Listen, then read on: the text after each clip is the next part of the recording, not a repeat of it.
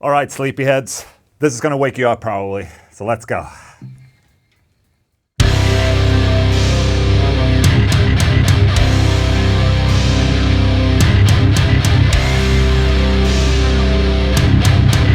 Son of Ola!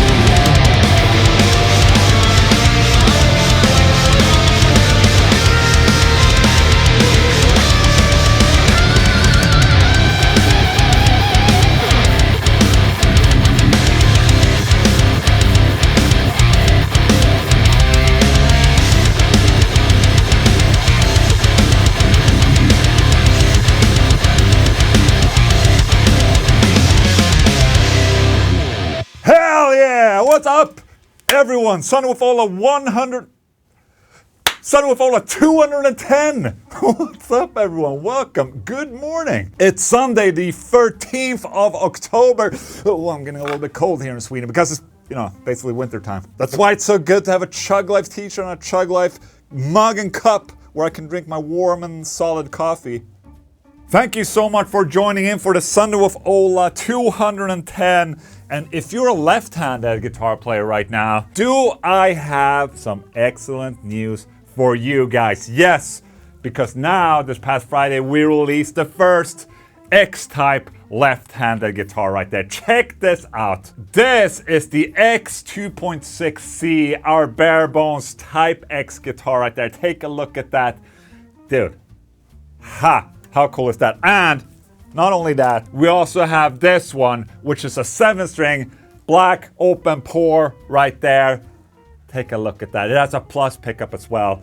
Left-handed, okay? It's not mirrored. It's left-handed. And just because we also released a 7-string A 1.7 Svart as well for a left-handed guitar player right there. So, this is more of a high-end. You have the Evertune bridge and the mumbo jumbos and the extras and all that bullshit. I know that the left-handed community is in dire need of some love from guitar companies, and I am trying.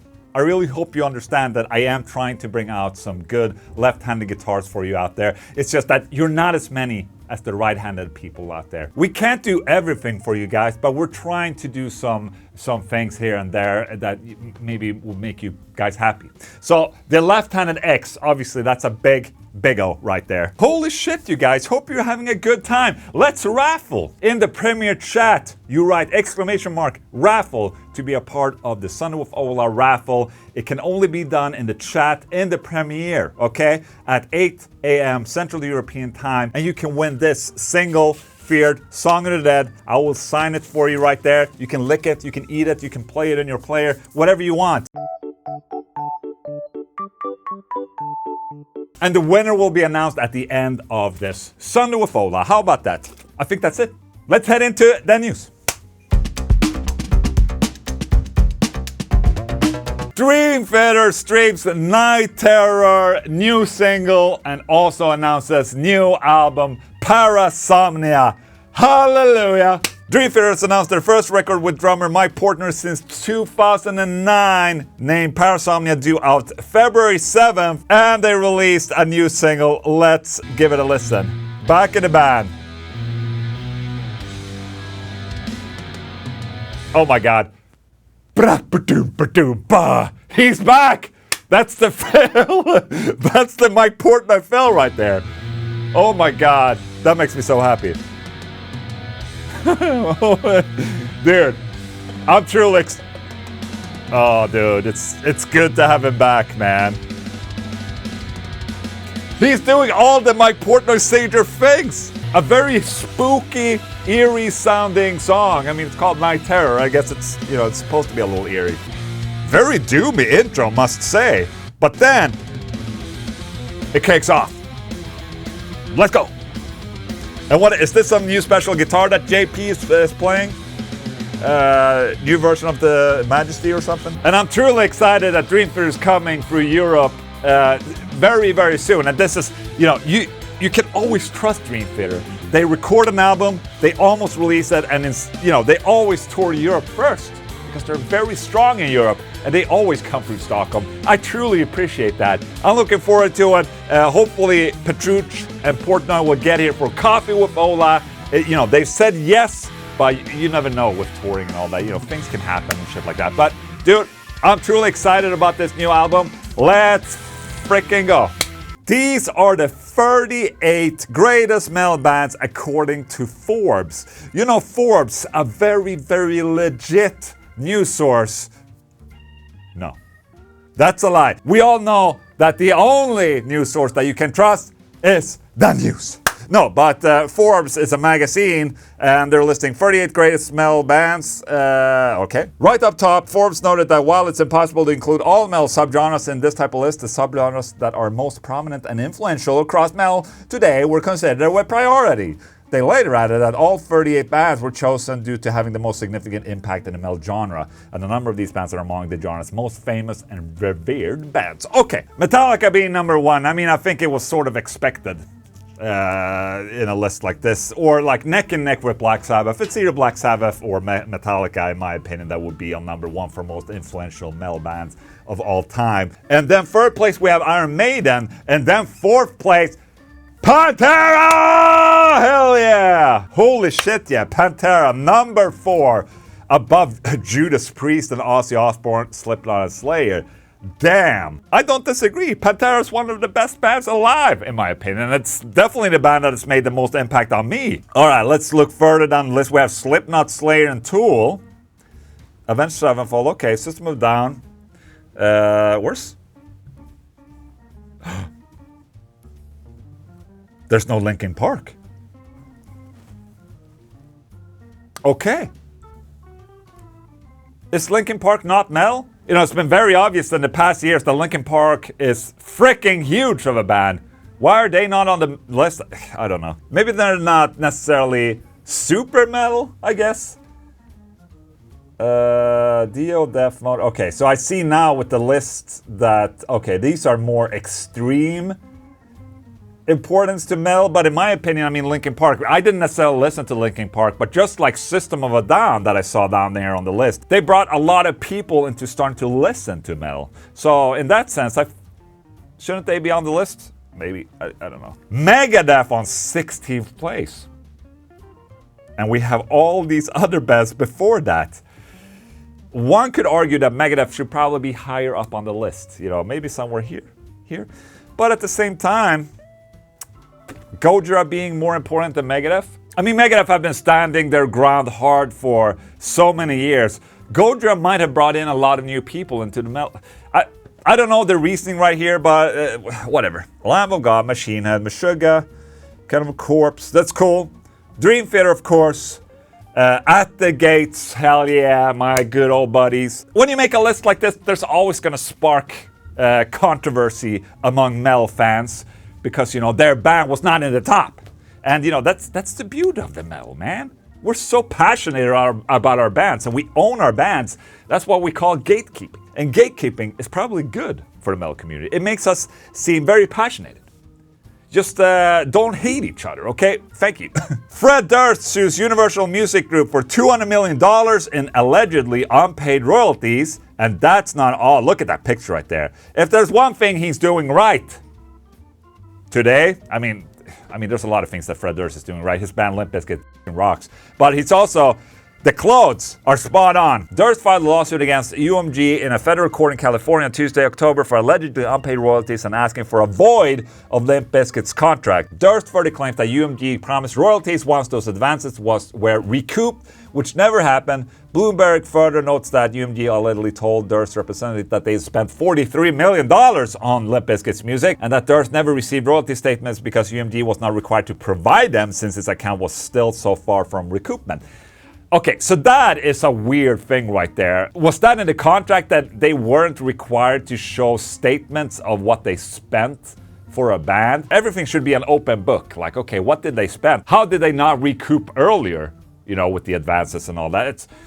Let's read on. The lawsuit then states Durst's representative learned Limp Bizkit's account had more than $1 million in unpaid royalties, which UMG claimed was a technical error. UMG's failure to issue royalty statements, in particular from 1997 to 2004, the height of the band's fame and during periods in which they made record-breaking sales, with respect to its most popular albums, suggest that UMG was intentionally concealing the true amount of sales and therefore royalties due and owning to Limp Bizkit in order to unfairly keep those profits for itself. I mean, from 1997 to 2004, it's a very, very long time ago now. So I guess that, oh dude, this is just a shitfest. Personally, I think it's very weird that Universal claim that they're not obliged to give them a statement of what their costs were. That's just very sketchy right there. It's going to be very interesting seeing how all of this develops. All right, so Archspire, the amazing tech metal band, they got rid of the drummer, or the drummer quit maybe. I don't remember exactly, but I think the drummer of the band quit a couple of weeks ago, and since then we've been getting auditions for drums,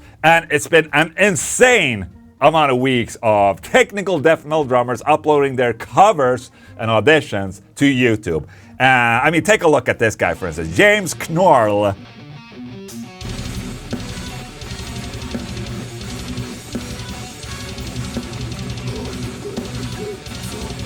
Hell yeah. Here's a video from Kevin. He played with Benighted, Neo Obliviscaris and shit like that.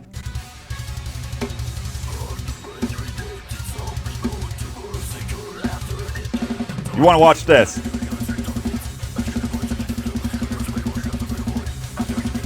That's so freaking cool. I mean, this type of metal is probably one of the absolute hardest to pull off as a drummer. So the technical ability has to be really, really, really freaking high for the drummer to pull something like this off. And then I saw a video from drummer Craig Reynolds of Straight to Path, excellent drummer. He has an excellent YouTube channel as well with a podcast and all that. I'll link his channel up here because I think it's worth subscribing to. Anyways, he made a video analyzing one of these auditions big snare, and basically calling out some of these drummers for being fake. So he's checking the snares right there. 4, 5, 6. Oh, there's one that isn't. So basically, there's been a bunch of videos where people are calling out some of these drummers for being fake and faking their performances when they're doing these auditions and all that. It really opened up Pandora's fucking box. Right there. At the end of the day, I don't think these drummers are necessarily uploading to actually audition for the band and actually wanting to be in the band. Maybe some of them are doing it because the Archspire audition is trending right now, and it's a chance to show people their technical ability and all that.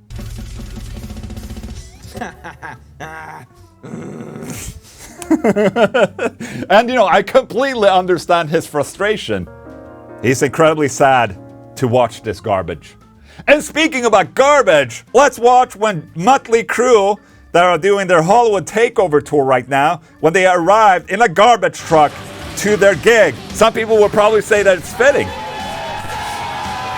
for the band's current state. You know, because it's trash, right? Or trash. You know? Anyways, me, man. That was the news. Thank you.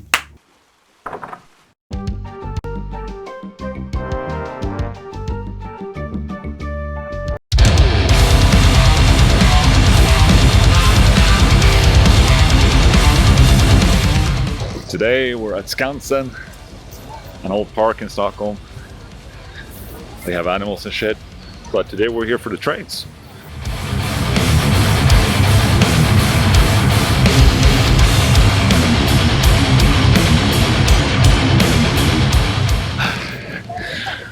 My son is getting too tall. His legs are too long. Can't keep up with him. Growing old so fast.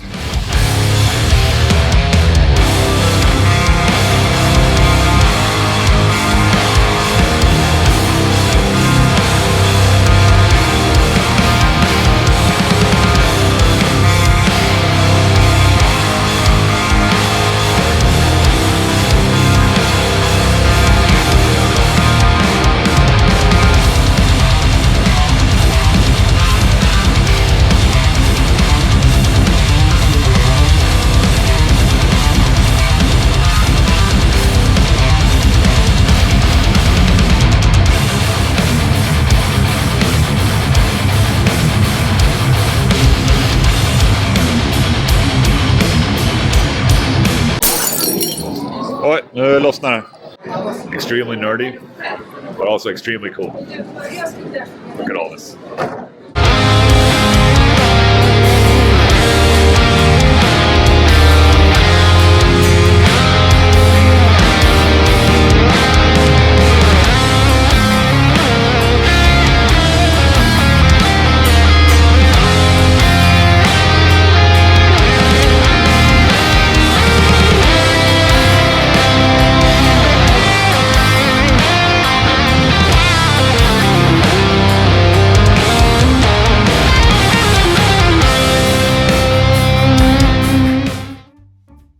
Model trains, man.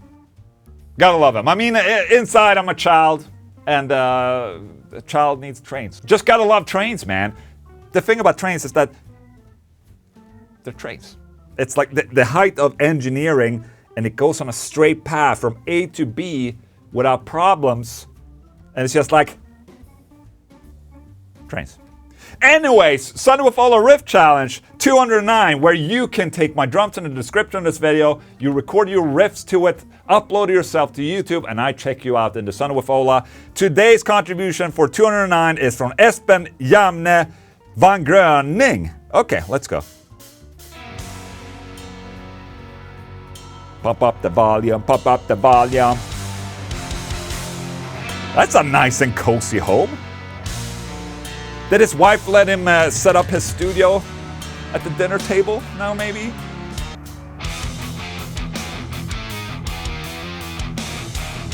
Hell yeah, man. I really like that eerie intro right there into this. Hell yeah.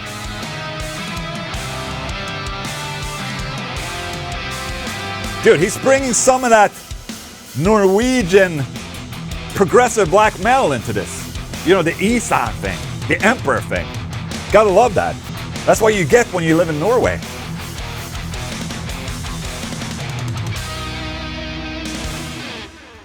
Thanks, Ola, for making solo guitars. Dude, my pleasure. Thank you so much for repping them, man. Holy shit. You could do the same thing as Espen did. You can download the drums in the description of this video for the Sunday with Ola 210 drums.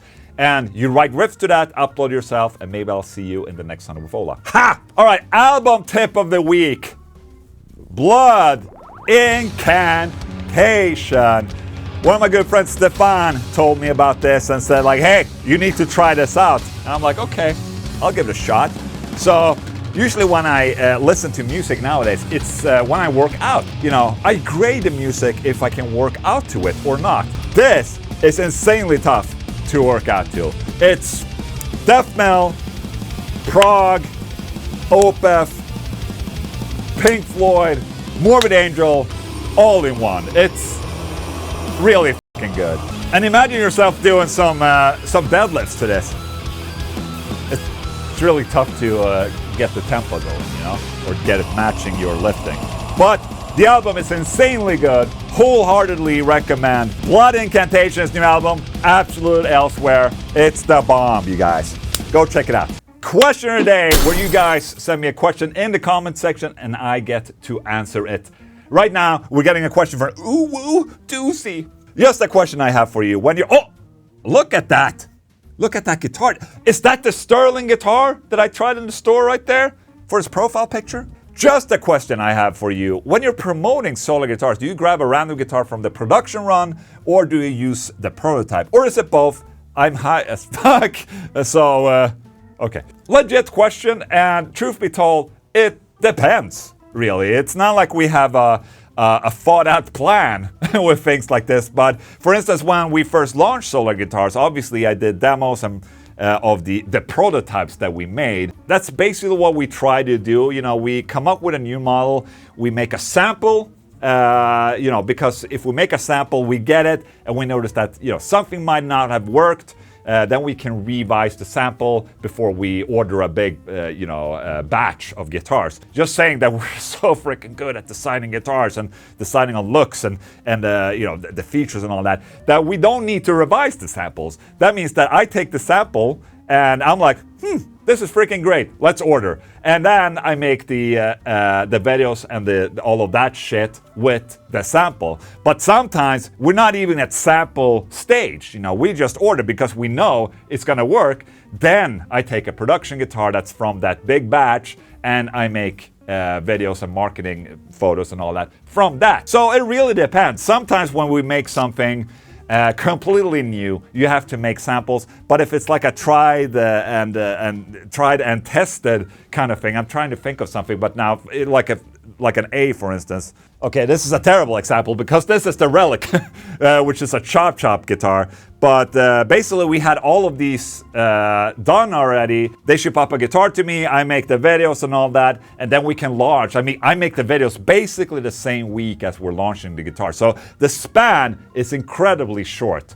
But it's also because I really want to have the guitars available for everyone to buy immediately when we launch. If I launch a guitar, I want the guitar to be available right now so people can order it and get it immediately. So, you know, this past week I've seen people getting this guitar, you know? And dude, people want shit now. That's how it works. So the marketing span, I would say, from a guitar getting released and, you know, being made and getting released is very, very short for us. And that's why and how we can have so many releases. It's just very... Did that make sense? I still have some of my prototypes left though, like from the absolute start of solar guitars, like my first artist series is over there. I made a My Guitar video of that. If you want to check out that video, it's up here if I remember to link it. But other than that, most of these guitars that I have in my room right here, not on this side, but on this side, let me do this. So all the guitars that are on this wall right here, which is the solar wall on this side, all of these are just production models that I just decide to keep because, you know, they might be in a cool color that looks cool in the room, or it's just, you know, I just gel with the guitar and I like to keep it. I'm supposed to switch out here and there, but it's really tough, you know, because there's so many guitars going in and out. So it's like sometimes it's all confusing. So hope I answered the question. Thank you so much for it. If you have a question, put it in the comment section. I might answer it. Okay, thank you.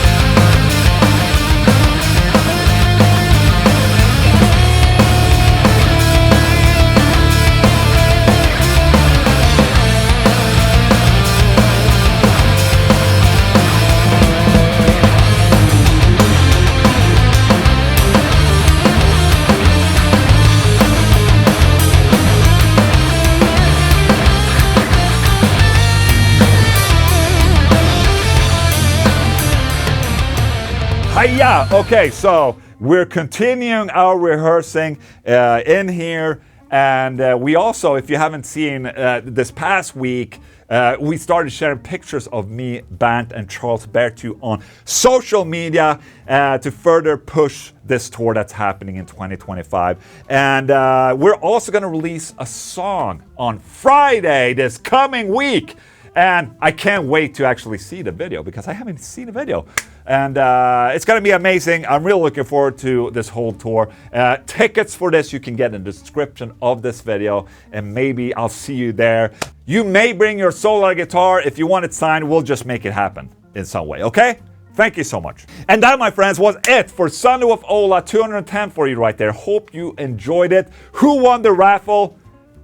That guy. Okay, perfect. It got announced in the premiere chat right there. Congratulations. If you want to support us directly, you can get a t-shirt like this or a cup like this from olaenglundshop.com. Mwah! Thank you so much for the continued support. Like and subscribe, and I'll see you next time. Goodbye.